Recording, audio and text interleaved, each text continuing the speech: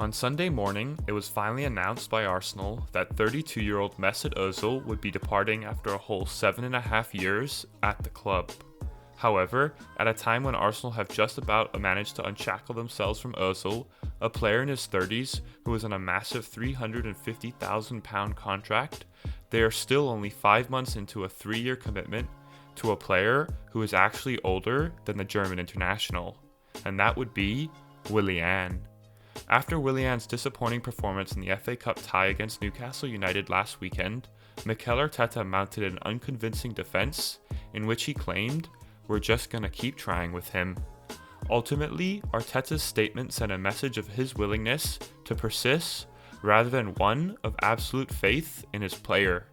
It was a statement that contains an acceptance that right now, it simply isn't working. So, with that being said, what has gone wrong for Willian at Arsenal?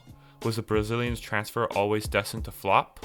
Or has it just gone completely wrong for Willian? When Willian became Arsenal's first signing of the summer, I made a video depicting the reasons why Willian could be a great addition to the squad. My reasoning was down to 3 main traits the Brazilian displayed at Chelsea: experience, consistency, and adaptability. All 3 of these reasons were similar to those that Arteta listed after signing the Brazilian. The fact of the matter is, a coach will always back their player, especially when they have played a key role in their signing. Arteta and Willian spoke several times, on calls and in person, before the free agent midfielder chose to join Arsenal after his contract expired at Chelsea last season. It feels as if Arteta wants to give Willian every possible chance to succeed. The patience of many supporters, however, has already been pushed to the limit.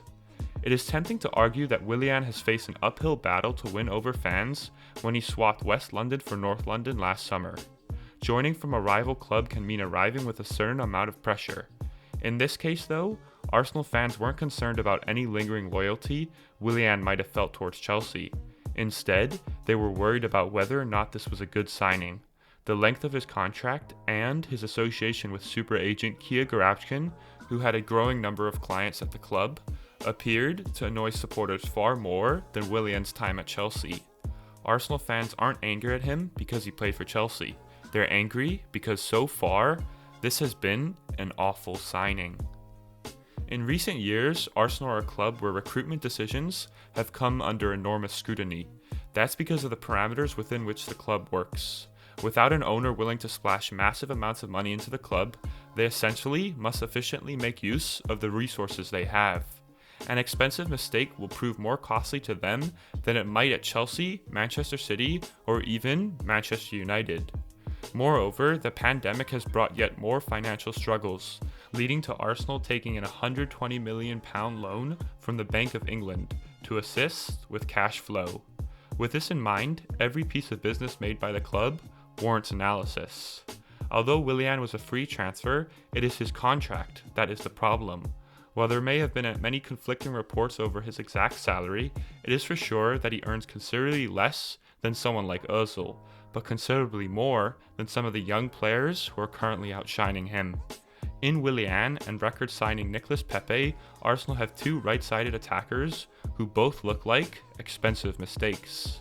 Although it was Arteta who gave the green light in regards to the decision to sign Willian, it was Edu who was the one who first brought it to the table.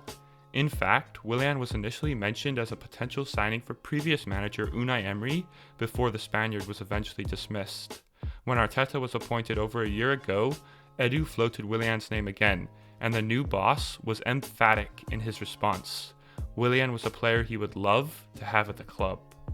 So, going back to Willian's initial signing, was there any logic to Arteta's reasoning to pursue the Brazilian? The answer is yes. First and foremost, Arsenal had several young wingers, including Bukayo Saka, Gabriel Martinelli, and Reiss Nelson, and they felt that Willian offered a proven, experienced alternative.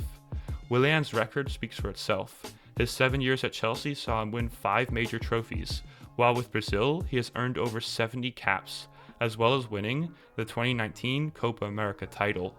Furthermore, it wasn't just Arsenal trying to sign the winger. Willian had offers from clubs including Barcelona, as well as the option of a new 2-year deal to stay at Chelsea. In a summer when Arsenal were operating under significant budget constraints, he represented a relatively cheap option, as avoiding a transfer fee can effectively halve the cost of signing a player of this caliber. Overall though, the key factor was that Willian would hit the ground running. With his years of Premier League experience, there would be no adaptation period. While I questioned the long-term logic in the signing when it was first made, I had no doubts about the short-term benefits. And yet, halfway through the season, Willian has still yet to hit anything like good form. Willian's last 18 appearances have yielded 1 assist and no goals. Aside from a decent 2-assist performance on the opening day against Fulham, he has been poor. In a team where many individuals have been so inconsistent this season, Willian's form has been consistently bad. The dynamic dribbler of previous years has vanished. Last season, Willian was making 3.5 take-ons per 90 minutes, which is about average for his position. This season, however, that's dropped down to 1.2 per 90, the lowest for any out-and-out winger in the Premier League. His body language has been poor, and even, at times, his defensive work rate, something that never let Willian down during his time at Chelsea, has been below par this season. All in all, the Willian Arsenal signed has been a shadow of his former self, struggling to find form, confidence as low as ever, and it does not help that teenager Bukayo Saka has been more consistent and flat out the better player this season. The question is now, how will Arsenal deal with this problem? Arteta's continued faith in Willian has been criticized, but perhaps he recognizes the danger of excluding him. The last thing Arsenal want is a repeat of the Ozil situation, with one of the club's highest earners no longer being even considered for selection. Moving him on will be very difficult though, and before the summer window, basically impossible.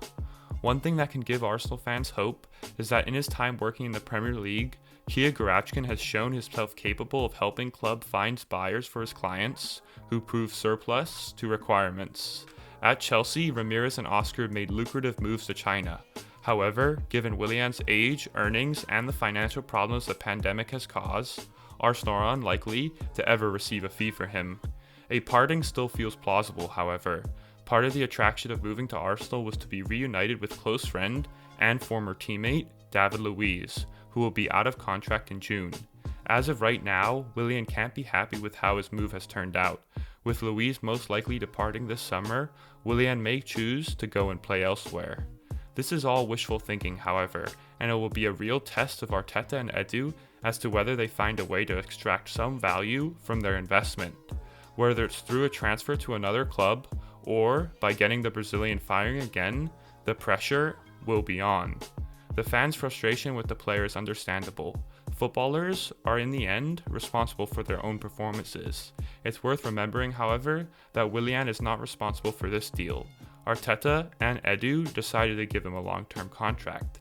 It is now up to them to turn it all around.